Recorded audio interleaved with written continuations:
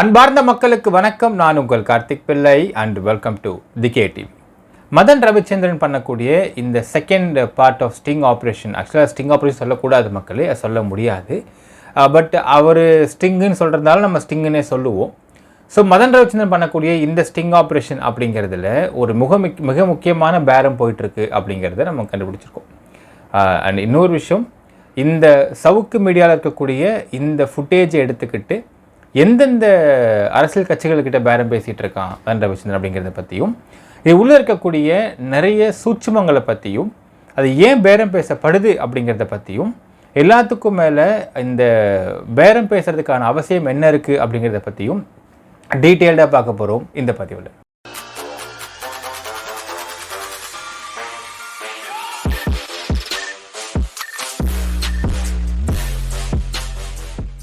மதன் ரவிச்சந்திரன் பண்ண sting operation. சரி மக்களே, இப்போது இந்த செகண்டாக வச்சுருக்கக்கூடிய இந்த சவுக்கு மீடியாவுடைய ஃபுட்டேஜ் அப்படிங்கிறத வச்சு யார் யாருக்கிட்டலாம் மதன் ரவிச்சந்திரன் வந்து பேரம் பேசிகிட்டு இருக்கான் அப்படிங்கிறத பார்க்குறதுக்கு முன்னாடி நாம் வந்து ஒரு விஷயத்தை ஃபஸ்ட்டு பார்த்துடணும். என்னென்னால், இப்போ ஃபஸ்ட்டு பண்ண அந்த ஒரு ஸ்டிங் ஆப்ரேஷன் அப்படிங்கிறது நிஜமாலுமே ஸ்டிங் ஆப்ரேஷன், அதில் நோ டவுட். இப்போது அந்த ஸ்டிங் ஆப்ரேஷன் அப்படிங்கிறது சக்ஸஸாக ஃபெயிலியரா அப்படிங்கிறத ஃபஸ்ட் நம்ம பார்க்கணும். இதை ஏன் நான் பார்க்கணும்னு சொல்கிறேன்னா மக்களே, நமக்கு மதன் ரவிச்சந்திரனுடைய பின்புலம், அதோட பேக் சைடு நமக்கு தெரியும். என்னென்னால், அண்ணாமலை கூட இருந்து அண்ணாமலை துரத்தி விடப்பட்டு அந்த இடத்துல வந்து பிரச்சனை வந்து அங்கேருந்து வெளியே வந்தவன் தான் மதன் ரவிச்சந்திரன். இப்போது இந்த விஷயத்தில் நீங்கள் ஒரு ஆஸ்பெக்டில் பார்க்கணும், மதன் ரவிச்சந்திரனுக்கு ஒரு கிரட்ஜ் இருந்தது அண்ணாமலை மேலே. இப்போது அண்ணாமலை மேலே கிரட்ஜ் இருந்ததை தாண்டி அந்த சமயத்தில் அண்ணாமலை துரத்தி விடப்பட்டு வெளியே வந்த சமயத்தில் முக்கியமாக அந்த ஒரு ஹனி ட்ராப் கேஸு, அதில் வந்து அந்த ஒரு வீடியோ வெளியானது எல்லாம் வச்சு நம்ம பார்த்தப்போ அந்த சமயத்தில் நிறைய சோஷியல் மீடியா இருக்கக்கூடிய டிஜிட்டல் ஜேர்னலிஸ்ட் நிறைய பேர் பார்த்திங்கன்னா இந்த விஷயத்தை பற்றி பயங்கரமாக விவாதம் பண்ணி பயங்கரமாக பேசி பயங்கரமாக வந்து இதை சென்சேஷனைஸ் பண்ணாங்க அப்படிங்கிறதுல உண்மை இருக்குது. இப்போது என்னென்னா, ஒரு கிரட்ஜ் என்னென்னா, 2 பேர் மேலே கிரட்ஜு மதனுக்கு. ஒன்று அண்ணாமலை, 2வது இந்த பேசின இந்த மொத்த கோஷ்டி.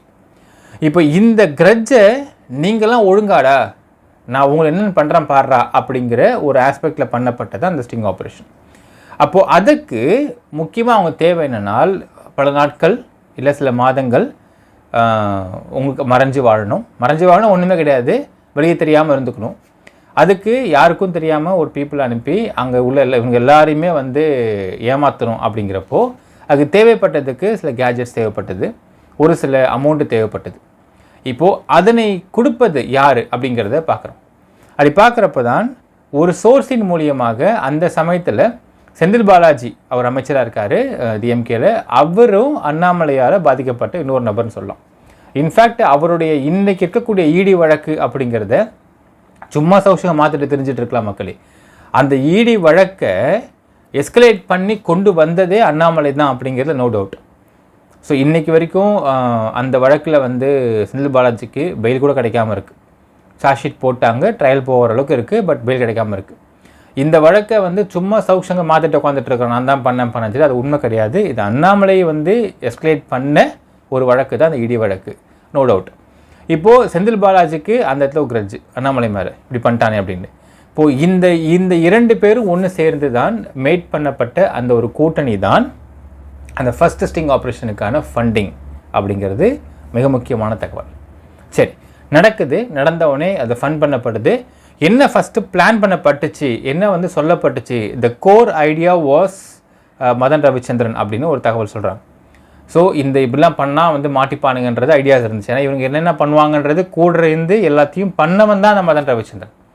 ஸோ இவங்க குடிப்பானுங்க, எங்கே குடிப்பானுங்க, என்ன பியர், என்ன பிராண்ட் குடிப்பானுங்க, என்ன பட்வைசர் குடிப்பானுங்க, என்னென்ன எச்சத்திரமாக கேட்பானுங்க, எல்லாமே தெரிஞ்ச ஒருத்தவன் தான் மதன் ரவிச்சந்திரன். ஸோ அதனால் அது ஈஸியாக ஒரு தேர்ட் பர்சனை வச்சு கொண்டு வந்து இதை முடிச்சிடலான்னு பிளான் பண்ணப்பட்டது தான். இதுக்கு ரொம்ப மாதம் காலம் எடுத்துக்கலன்னு தகவல் சொல்கிறாங்க மக்களே. வித்தின் ஒரு 3-4 மந்த்ஸை முடிச்சிட்டாங்கன்றது தான் ஒரு தகவல் வெளியாகுது. பட் ரொம்ப மாதம் ஒளிஞ்சிருந்தோம் அதெல்லாம் கிடையாதுன்றத ஒரு தகவல் வெளியாகுது. சரி, இப்போ இதை பண்ணாங்க. என்ன அப்போ ஆக்சுவலாக வந்து பிளான் இருந்துச்சுனால், ஒரு ஆஸ்பெக்ட், அதாவது ஒரு ஸ்ட்ராட்டஜி ஒர்க் அவுட் பண்ணுறாங்க. அந்த ஸ்ட்ராட்டஜி வந்து இங்கே ஒர்க் அவுட் ஆகலைன்றதை அவங்க பார்க்கணும். என்னென்னால், இந்த மாதிரி நம்ம வந்து எக்ஸ்போஸ் பண்ணிட்டோம்னா இந்த சேனலை இழுத்து மூட்டு போயிடுவானுங்க இவனுங்க. இதுக்கப்புறம் யாருமே இவங்க டிஃபேமே பண்ண மாட்டானுங்க அப்படிங்கிறது தான் நாங்கள் ஆக்சுவலாக பார்க்கப்பட்ட ஒரு மெயின் ஸ்ட்ராட்டஜி. ஆனால் அதில் வந்து ஒரு 2 ஆஸ்பெக்ட் இருக்குது மக்களே. அதாவது இந்த டிஃபேம் பண்ண மாட்டானுங்க அப்படின்னு சொல்கிறாங்கன்னால் அதற்கு மிக முக்கியமான நபர்கள் யார் வந்து இங்கே எக்ஸ்போஸ் பண்ணப்படணும்னு பார்த்தீங்கன்னா தி speakers, not the anchors. Even though anchors தான் இதெல்லாம் வந்து பிளான் பண்ணுறானுங்க, இவங்க தான் வந்து காசை வாங்கிட்டு மற்றவனை பேச வைக்கிறாங்க அப்படின்னாலும் இவனுங்க வந்து கேள்வி கேட்குற ஆளுக்கு தான், பதில் சொல்கிறது அவனுங்க தான் அப்படிங்கிற ஒரு ஆஸ்பெக்ட் இருக்குது. இந்த ஃபஸ்ட்டு ஸ்டிங்கில் வந்து உண்மையாலுமே எக்ஸ்போஸ் ஆனது யாருன்னா 2 பேர் மட்டும்தான். ஒன்று மாதான் மாதேஷ், 2வது ஐயப்பன் ராமசாமி.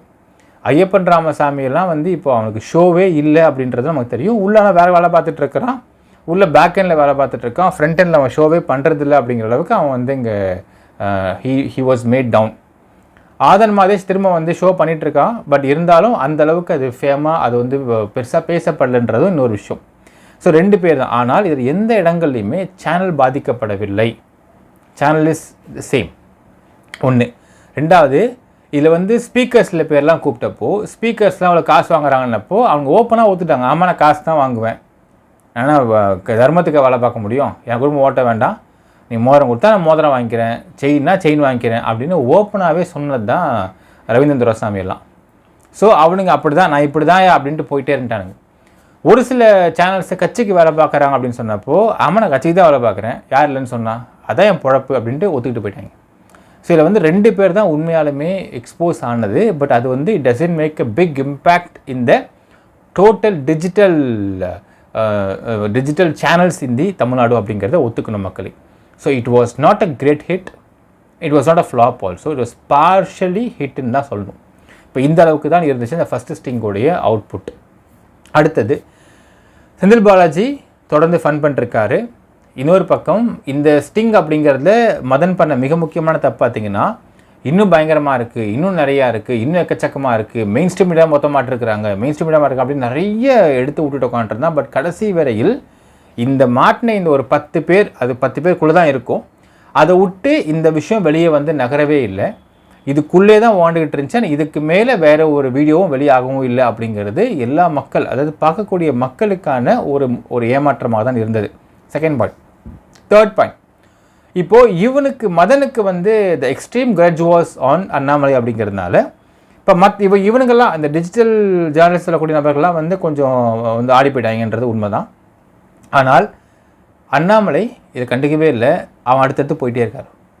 ஸோ அண்ணாமலையை பண்ணுறதுக்கு இவங்க என்ன பண்ண சேனலில் பார்த்தீங்கன்னா தொடர்ந்து அண்ணாமலை சும்மா ஒரு அசைவியும் போட்டு இவனுங்க ஒரு நேரட்டிவ் செட் பண்ணி அந்த நேரட்டிவை வச்சுக்கிட்டு நான் டிஃபேம் பண்ணுறோம் அப்படிங்கிற பேரில் பண்ணது ஒர்க் அவுட் ஆகலை ஆன் மார்ஸ் தமிழ்நாடு அப்படிங்கிறதையும் ஒத்துக்கணும்.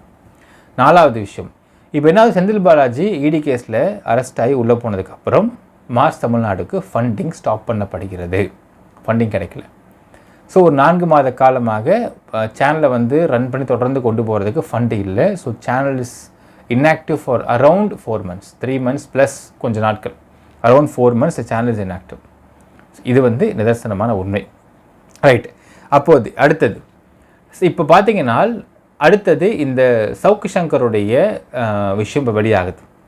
இப்போது இன்னொரு விஷயம் நீங்கள் கேட்கலாம், சார் இப்போ ஏன் இது மார்ச் வெளியாகாமல் புதுசு சேனல் ஆரம்பித்து வெளியிட்டாங்கன்னு கேட்டிங்கன்னா, இப்போ ஏன் வந்து லென்ஸ் தமிழ்நாடு ஆரம்பித்து வெளியிட்டு இருக்கான் மதன் அப்படின்னு கேட்டால், March Tamil Nadu almost 4 months inactive. ஒரு யூடியூபோட அல்காரிதம் படி பார்த்தீங்கன்னா ஒரு 4 months இன்ஆக்டிவான சேனலுக்கு மறுபடியும் ரெஜினுவேட் பண்ணி அதை மறுபடியும் கொண்டு வரது அப்படிங்கிறது இஸ் a tedious ப்ராசஸ். ஒன்று, திருப்பியும் அந்த ஒரு அல்காரிதமில் அவங்க முன்னேறி வரதுன்றது கொஞ்சம் கஷ்டம். அதான் நீங்கள் பார்த்தா தெரியும். ட்ரைப்ஸு இன்னொன்று ஃபஸ்ட் ஒன்று வச்சுருந்தான் ஒரு சேனல், ஸோ கரிகாலன். அந்த சேனலை வந்து நடுவில் வந்து ஸ்டாப் பண்ணாங்க, அந்த சேனலை இழுத்து மூடினாங்க, முடக்குனாங்க, அப்புறம் போயிட்டு ஃபைட் பண்ணி மாற்றிட்டு வந்தான். Then meanwhile he start another channel call Tribes. ஆனால் இப்போ ட்ரைப்ஸில் போகிற அளவுக்கான அல்காரிதம் ஹைப்பு அந்த பழைய சேனலில் போக மாட்டேங்குது. It is the algorithm reality of YouTube. So அதனால் என்ன பண்ணிட்டான்னா, இப்போ இதில் திரும்ப கொண்டு வந்து போட்டால் கஷ்டமாக இருக்குன்றதுனால தான் புதுசாக சேனல் ஆரம்பித்து இந்த சப்ஸ்கிரைபர்ஸ்லாம் இங்கே வாங்க அப்படிங்கிற மாதிரி பண்ணி தான் அதை கொண்டு வர ட்ரை பண்ணியிருக்கான் மதன். சரி, இப்போ பண்ணிகிட்டு இருக்கிறது ஸ்டிங்கா அப்படின்னு கேட்டிங்கன்னா கண்டிப்பாக கிடையாது. ஒரு நார்மலாக ஒரு ஜேர்னலிஸ்ட்டாக நம்மகிட்ட ஒரு கண்டென்ட் கிடைக்குது, ஒரு டேட்டா கிடைக்குது, ஒரு விஷயம் கிடைக்குதுனால் அதை வச்சு நம்ம என்ன சொல்லுவோமோ அதான் பண்ணிட்டுருக்கோம். It's not trusting at all. ஒன்று. ரெண்டாவது, இப்போ நான் 6 பேரை உள்ள வச்சுருக்கேன், எல்லாருமே வந்து சோஷியல் மீடியா வேலை பார்க்குறோம், என்கிட்ட என்னுடைய கண்ட்ரோலில் இருக்கிறாங்க, ஏன் ஆட்கள் அப்படின்னு சொல்கிறதெல்லாம் கம்ப்ளீட்லி ஹம்பக் மக்களே. It's not true, it's completely லைஸ்ன்னு நம்ம புரிஞ்சிக்க முடியுது. ஏன்னா நம்ம ஒரு 3 கேள்வி கேட்கலாமே. உண்மையாலுமே உன்னுடைய ஆட்கள் அங்கே இருக்கக்கூடிய கேமராமேன்லேருந்து எடிட்டர்லேருந்து எல்லாம் ஆளாக இருந்ததுனால் நேற்று சவுக்கு மீடியாவில் போட்டிருக்கக்கூடிய அந்த ரா ஃபுட்டேஜ்னு எடுத்து காட்ட முடியுமா அப்படிங்கிற ஒரு கேள்வி இருக்குது. ஒன்று. ரெண்டாவது, இவன் காட்டுறதை பூரா பார்த்தீங்கன்னா அந்த ஒரு சிஸ்டம்லேயோ ஒரு லேப்டாப்லேயோ இருக்கக்கூடிய அந்த ஹார்ட் டிஸ்கில் அவைலபிளாக இருக்கக்கூடிய ரா ஃபுட்டேஜை மட்டும்தான் இவங்ககிட்ட இருக்குன்றதை காட்டுறான்.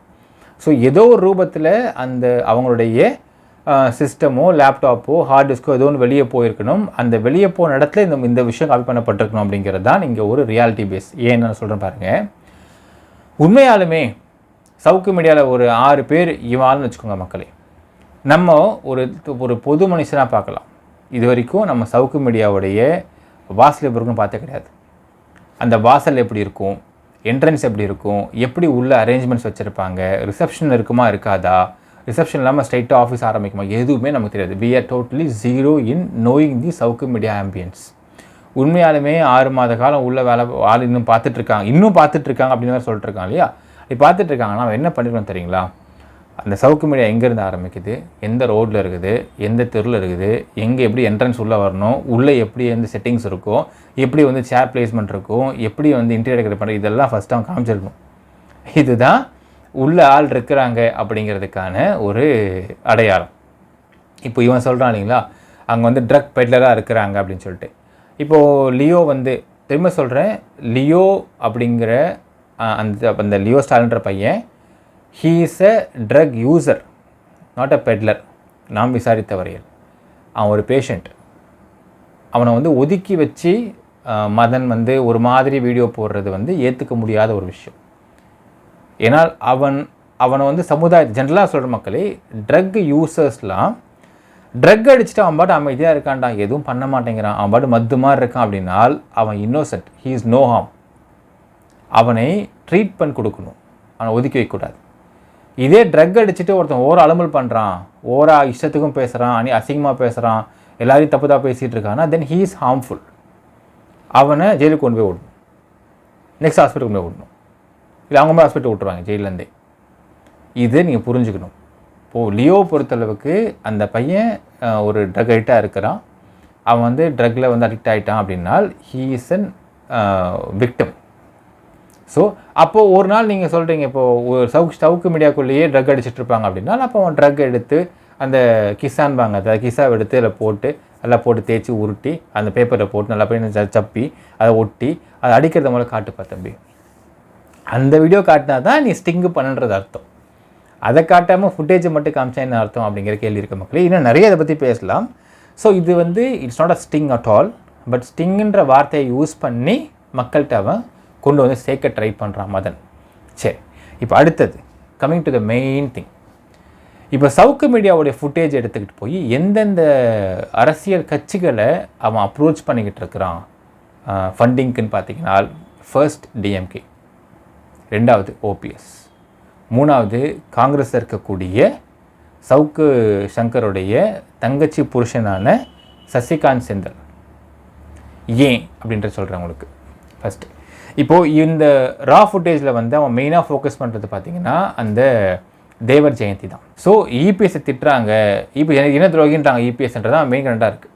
அப்போது ஒரு தேவர் கம்யூனிட்டியை சேர்ந்தவங்கள் எடப்பாடி பழனிசாமியை இன துரோகின்னு திட்டுறாங்க அப்படின்னா என்ன அர்த்தம்? It is the southern part of the Tamil Nadu. So திட்டான என்ன அர்த்தம் அப்படின்னா, தேவர்களின் ஓட்டு முக்குளத்தோர் ஓட்டு வந்து இபிஎஸ்க்கு உழாது அப்படிங்கிற விஷயம் யாருக்கு ஃபேவரபுளாக இருக்க முடியும்? ரெண்டே பேர் தான். ஒன்று டிஎம்கே, இன்னொன்று ஓபிஎஸ். ஆனால் தேனி மாவட்டத்தில் நிற்காம, மதுரையில் நிற்காம, ராமநாதபுரத்தில் நிற்கிறாரு ஓபிஎஸ். பட் தேவர் ஜெயந்தி அங்கே நடக்கலை. பட் ஸ்டில் இந்த இடத்துல இங்கே இருக்க இபிஎஸ்க்கு எதிரான ஓட்டுகள்லாம் யாருக்கு வந்து விழும் அப்படின்னு பார்த்தால் ஆப்வியஸ்லி யாராவது ஒரு எதிர்கட்சிக்கு வந்து விடும். ஒன்று டிஎம்கே விழும், இல்லைன்னா பிஜேபிக்கு விழும். பட் பிஜேபி அங்கே ஸ்ட்ராங்காக இருக்க ஸ்ட்ராங் கிடையாது பிஜேபி அந்த இடத்துல, அதையும் நம்ம பார்க்குறோம். ஸோ இப்போ என்னென்னா இபிஎஸ்க்கு எதிரான ஒரு விஷயம் என்கிட்ட வந்து கண்டென்ட் ஃபுட்டேஜ் இருக்குது. அதுவும் இது வந்து ஒரு பெரிய ஹாட்டான time which is the election time. இந்த சமயத்தில் நான் இந்த ஃபுட்டேஜை ரிலீஸ் பண்ணுறேன் அப்படின்னால் இது வந்து எலெக்ஷனுக்கு ஒரு சில கட்சிகளுக்கு ஃபேவரபுளாக அமையிறதுக்கும் வாய்ப்பு இருக்குது. ஸோ நீங்கள் யாராவது வந்து எனக்கு ஃபண்டு கூட நான் ஏன் ரிலீஸ் பண்ண அந்த விஷயத்தை அப்படின்னா மதனுடைய பாயிண்ட்டு. அதையே நான் ரிலீஸ் பண்ணணும்.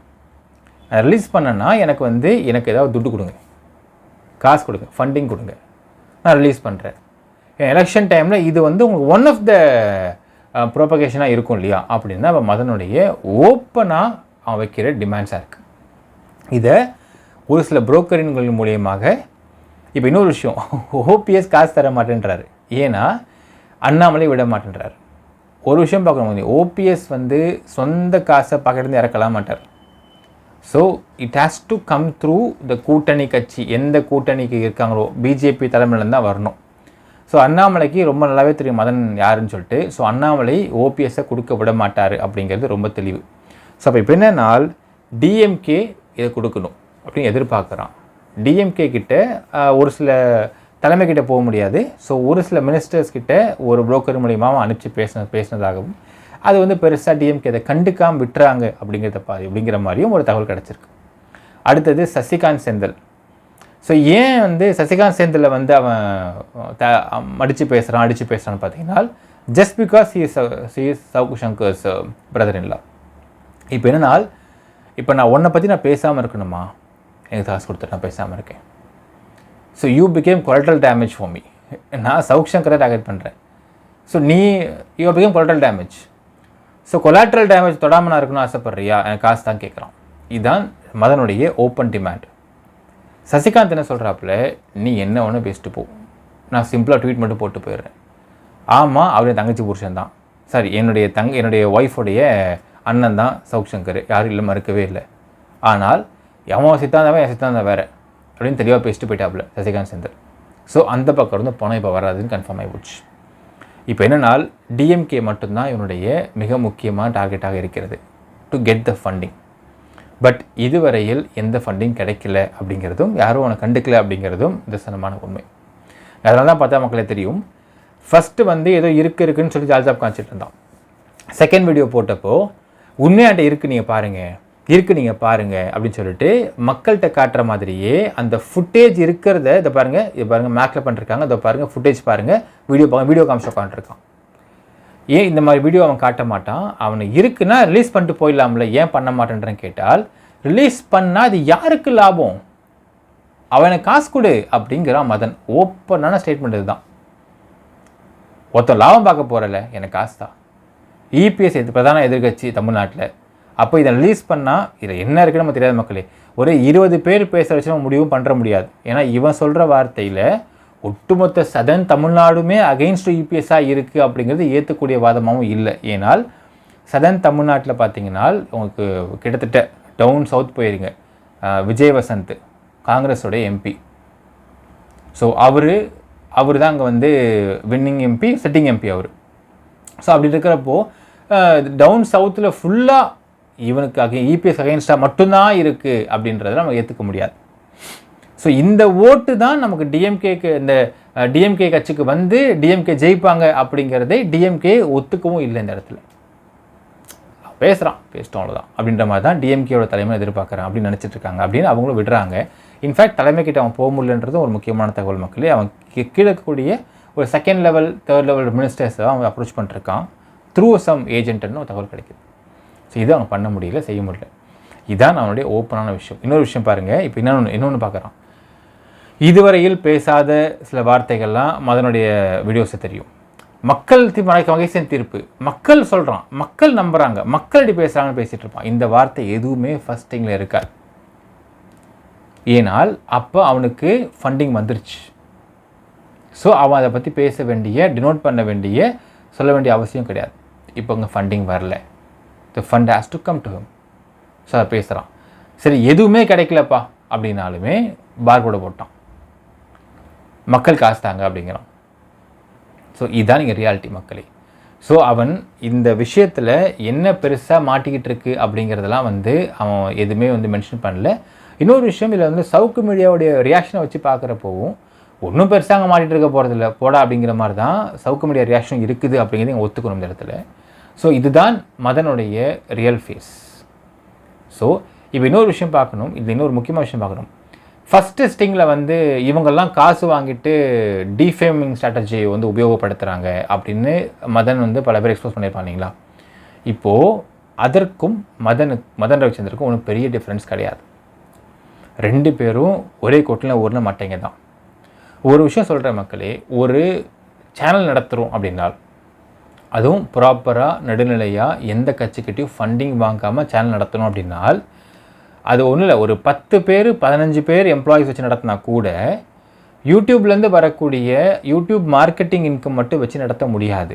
ஸோ அதுக்கு தாண்டி நம்மக்கிட்ட வந்து மார்க்கெட்டிங் டீம் இருக்கணும், ஆட்ஸ் எடுக்கணும், ஆட்ஸ் போடணும், இந்த மாதிரி நிறைய விஷயங்கள் ஒரு சேனல் ரன் பண்ண பார்ப்பாங்க. 1.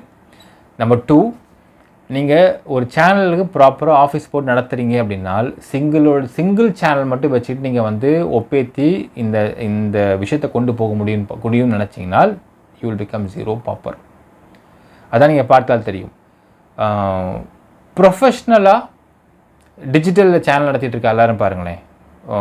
I can name it also. Behind woods team ஆகட்டும், இந்தியா கிளிட்ஸ் டீம் ஆகட்டும், கல்டா டீம் ஆகட்டும், எல்லாம் பார்த்தா they will have multiple channels கொத்த வச்சுட்டே இருப்பாங்க. 10-15 வச்சுருப்பாங்க.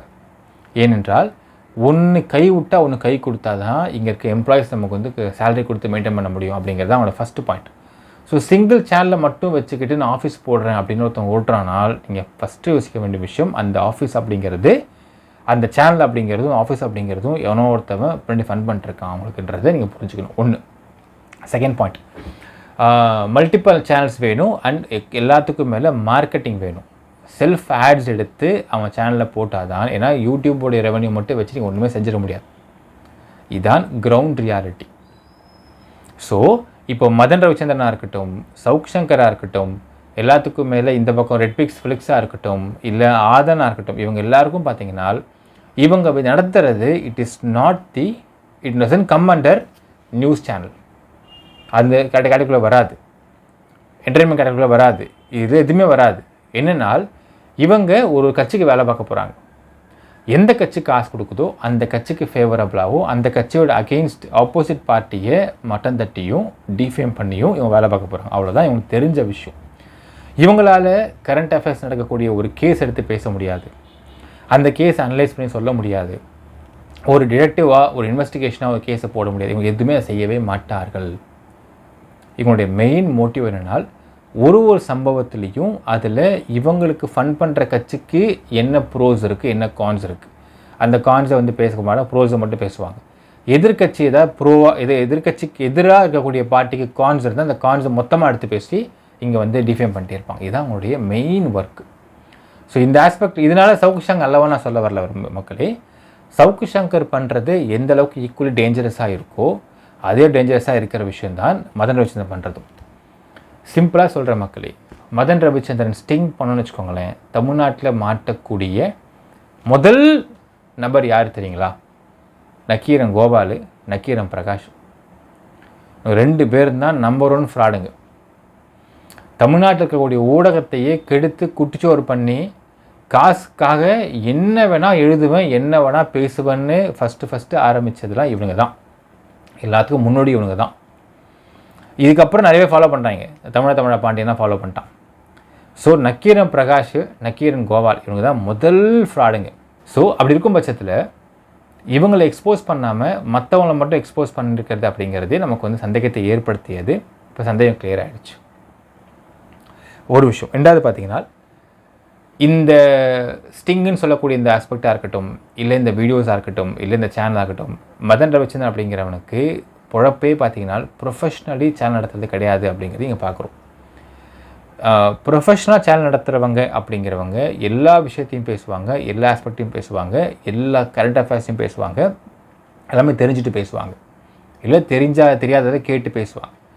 ஸோ இவனை பொறுத்தளவுக்கு இந்த மாதிரியான இந்த ஸ்டிங் பண்ணுறேன், இந்த வீடியோ ரிலீஸ் பண்ணுறேன், ஆடியோ ரிலீஸ் பண்ணுறேன். இது மட்டும்தான் இவனுடைய ஒரே ஆஸ்பெக்ட் அண்ட் மாடியூலாக இருக்குது. அப்படிங்கிறதுனால ப்ரெசன்ட் சினாரியோவில் எந்த அரசியல் கட்சிகளும் இவங்கிட்ட பெருசாக முகம் கொடுத்தோ இல்லை வழி கொடுத்தோ பேசுகிறதுக்கு ரெடியாகவும் இல்லை. ஏன்னா வருவான், பேசுவான், நமக்கே ஆடியோ போட்டு போயிட போகிறான் அப்படிங்கிற அளவில் தான் இவனையும் நம்புகிறாங்க, நம்பாமல் இருக்கிறாங்க. அப்படிங்கிறதையும் இன்னொரு கூடுதல் தகவல் மக்களே. ஸோ எந்த அளவுக்கு சவுக்கு சங்கர் டேஞ்சரஸோ, எந்த அளவுக்கு ஃபெலிக்ஸ் ஆர் ரெட்பிக்ஸ்லாம் தப்பான அஜெண்டா க்ரியேட் பண்ணி தப்பாக வழிநடத்தி கொண்டு போயிருக்காங்க மக்கள் டேஞ்சரஸோ, எந்த அளவுக்கு ஆதன் தமிழில் அப்போ ஆதன் தமிழ் குறைச்சா வச்சுக்கோங்க, ரொம்ப they have come down to lot of levels. But still I'm telling you, Savukku Shankar எவ்வளோ டேஞ்சரஸாக இருக்கிறானோ அதே அளவுக்கு மதனும் இந்த சொசைட்டிக்கு டேஞ்சரஸான பர்சன் தான். பணத்திற்காக என்ன வேணால் எப்படி வேணால் பேசுவேன், என்ன வேணால் செய்வேன், நான் வச்சுருக்கிறத கூட ரிலீஸ் பண்ணுறதுக்கு நான் பணம் கொடுத்தா தான் ரிலீஸ் பண்ணேன், உனக்கு பெனிஃபிட் இருக்கா இல்லையா, என் பணம் தான் அப்படின்னு கேட்குறான். அப்படின்னால் இவனும் ஃப்ராடு தான். ஸோ இது 2 ஃப்ராடுங்க அடிச்சுக்குதுங்க, அவ்வளோதானே தவிர மற்றபடி இதில் ஒன்றுமே கிடையாது மக்களே. இதில் என்ன உண்மை இருக்குது, என்ன உண்மை இல்லை, ஏன்னால் ஒரு சேனலுக்கு அவங்களுடைய பாலிசிஸை பொறுத்து எதை போடணும், போடக்கூடாது, போட மாட்டாங்க அப்படிங்கிற நிறைய ஆஸ்பெக்ட்ஸ்லாம் பார்ப்பாங்க. அந்த மாதிரி இருக்கிறப்போ நீ எடுத்த ஃபுட்டேஜ் நான் கொஞ்சம் கிடச்சிச்சு பார்த்தியா, இதை நான் எடுத்து சம்பாதிக்கிறேன் பாரு. இன்னொரு ஆஸ்பெக்ட்டும் பார்க்கணும். இப்போது சவுக்கு சங்கர் ஏன் தேவர் ஜெயந்தியில் போனி இபிஎஸ்க்கு அகெயின்ஸ்டாக பேசின அந்த ஒரு சமாச்சாரத்தை பத்திரமா வச்சுருக்காரு அப்படின்னு பார்த்தால், நாளைக்கு இபிஎஸ் காசு கொடுக்கலன்னு வச்சுக்கோங்களேன், சப்போஸ் ஓபிஎஸ் காசு தராங்கன்னு வச்சுக்கோங்க. ஸோ ஓபிஎஸ்க்கு ஆதரவாக இந்த ஒரு விஷயம் இருக்குது அப்படிங்கிறத காமிச்சு இதிலேருந்து ஸ்டார்ட் பண்ணுறது கூட வச்சுருக்கலாம். நான் சொல்கிறேன் மக்கள், இவங்க எல்லாருமே பொலிட்டிக்கல் பார்ட்டிக்கு வேலை பார்க்கக்கூடிய கைக்கூலிகள், அவ்வளோதான். அதனால தான் அந்த ஃபுட்டேஜை போடாத ஃபுட்டேஜை பத்திரப்படுத்தி வச்சுட்ருக்கான் சவுக் சங்கர். இப்போ அதை இவன் திருடிட்டான். இப்போ இவங்க இதை காசாக்க பார்க்குறான் மதன் ரவிச்சந்திரன். இவ்வளோ தான் மேட்ரு மக்களே. there's nothing more in this content அப்படின்னு சொல்லலாம் மக்களே. ஸோ மதன் ரவிச்சந்திரன் அப்படிங்கிறவனுடைய முகத்திரை இதுதான் அப்படிங்கிறது நம்ம தெளிவுபடுத்தியாச்சு. என்ன நினைக்கிறீங்க அப்படிங்கிறது கமெண்ட்டில் மென்ஷன் பண்ணுங்கள். நன்றி, வணக்கம்.